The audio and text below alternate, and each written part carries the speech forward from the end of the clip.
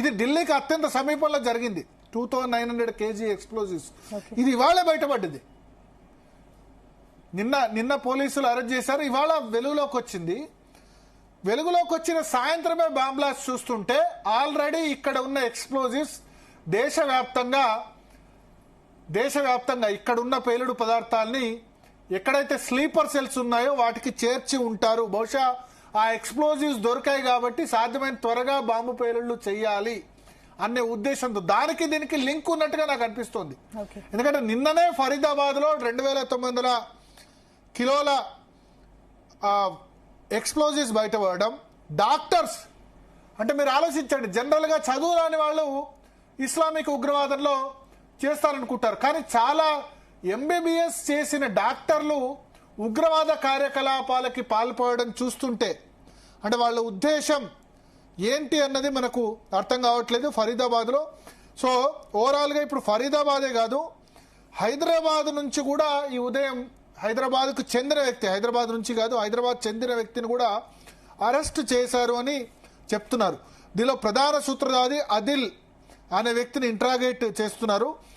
ఈ హైదరాబాదీ వ్యక్తి మొహియుద్దీన్ అనే హైదరాబాద్ వ్యక్తిని కూడా ఈ ఫరీదాబాద్ కి సంబంధించిన విషయంలో రాజేంద్ర నగర్ ఫారెస్ట్ వ్యూస్ కాలనీలో Gujarat anti terrorist squad Gujarat ATS అదుపులోకి తీసుకుంది. ఇతను ఫ్రాన్స్ లో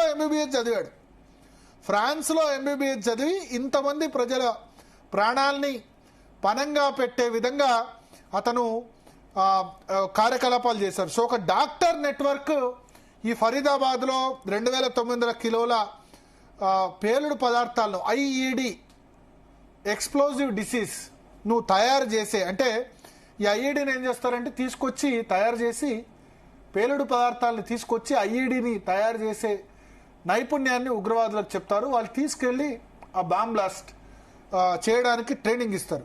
దీనిలో జమ్మూ కాశ్మీర్ పోలీసులు, హర్యానా పోలీసులు, గుజరాత్ ఏటీఎస్ వీళ్ళందరూ కూడా ఇన్వాల్వ్ అయ్యారు. కశ్మీరీ డాక్టర్స్ ఒక నెట్వర్క్ ఉంది, ఇస్లామిక్ డాక్టర్స్ నెట్వర్క్ దీన్నంతా ఆపరేట్ చేస్తుందని చెప్పారు. 360 kgల ఆర్డిఎక్స్ కూడా ఇంకో చోట దొరికిన పరిస్థితి. చాలా చాలా సంచలన విషయాలు మనకు బయటకు వస్తున్నాయి. ఇంకొక డాక్టర్ జమ్మూ కాశ్మీర్ పోలీసులే డాక్టర్ షహీనా, లక్నోకు చెందిన డాక్టర్, అల్ ఫలా యూనివర్సిటీలో చదివింది. డాక్టర్ ముజమిల్ ఎవరైతే ఈ మొత్తం పేలుళ్ల సూత్రధారు ఉన్నారో వాళ్ళని కూడా అరెస్ట్ చేసిన సందర్భం ఉంది. సో నాకు చాలా సిమిలర్ గా కనిపిస్తుంది ఫరీదాబాద్ లో జరిగిన సంఘటన ఏదైతే ఉందో. ఈ ఉదయమే ఉగ్రవాద కుట్రను భగ్నం చేసి 7 ఉగ్రవాదుల్ని అదుపులోకి తీసుకున్నారు. దీనిలో హైదరాబాద్ కు చెందిన మొహియుద్దీన్ కూడా ఉన్నట్టుగా తెలుస్తోంది. హైదరాబాదీ వ్యక్తి మొహియుద్దీన్ అండర్లైన్ చేసుకోవాలి.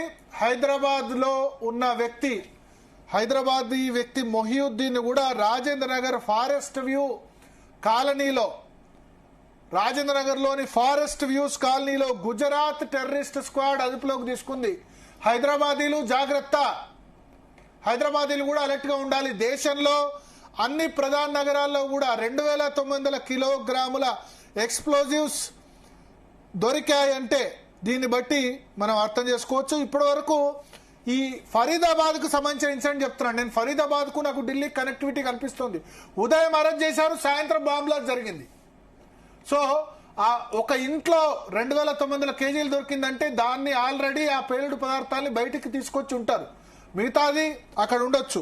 ఇప్పటి వరకు అరెస్ట్ చేసిన వాళ్ళ పేర్లు: అరీఫ్ నిసార్ దార్ అలియాస్ సాహిల్, శ్రీనగర్ నుంచి వ్యక్తి; Yasirul Ashraf, Nowgam Srinagar; Maqsood Ahmad Dar alias Shahid, Srinagar; Maulvi Irfan Ahmad Shopian; Zameer Ahmad Ahangir Ganderbal; Muzammil Ahmad Pulwama; doctor Adil Kulgam; doctor Shaheena resident of Lucknow. So దీనిలో 3 డాక్టర్స్ ఉన్న పరిస్థితి మనకు కనిపిస్తుంది. 2900 kgల ఎక్స్ప్లోజివ్స్ కనుక్కున్నారు. సో లైవ్ విజువల్ చూడొచ్చు. ఢిల్లీ పోలీసులకు సంబంధించిన ఉన్నతాధికారులంతా కూడా అక్కడ చేరుకుంటున్న పరిస్థితి మనకు కనిపిస్తుంది. ఒకళ్ళు చనిపోయారు, 8 మంది గాయపడ్డట్టుగా చెప్తున్నారు. 27 ఫైర్ ఇంజన్లు సంఘటనా స్థలానికి చేరుకున్న పరిస్థితి మనకు కనిపిస్తోంది. ఈ ఉదయం హైదరాబాదీ మొహియుద్దీన్ ను అరెస్ట్ చేయడం ఎందుకు ఇంకా పూర్తి స్థాయిలో చూడాలి. అయితే దేశవ్యాప్తంగా ఉన్న అన్ని నగరాల్లో కూడా రెడ్ అలర్ట్ ప్రకటించారు. ముంబైలో రెడ్ అలర్ట్ ప్రకటించారు. ఉత్తరప్రదేశ్ లో, ఎందుకంటే ఉత్తరప్రదేశ్ కు చెందిన డాక్టర్ ను కూడా, మహిళా డాక్టర్ ను అరెస్ట్ చేశారు. ఈ ఉదయమే ఫరీదాబాద్ పోలీసులు యోగి ఆదిత్యనాథ్ అలర్ట్ చేసినట్టుగా తెలుస్తుంది.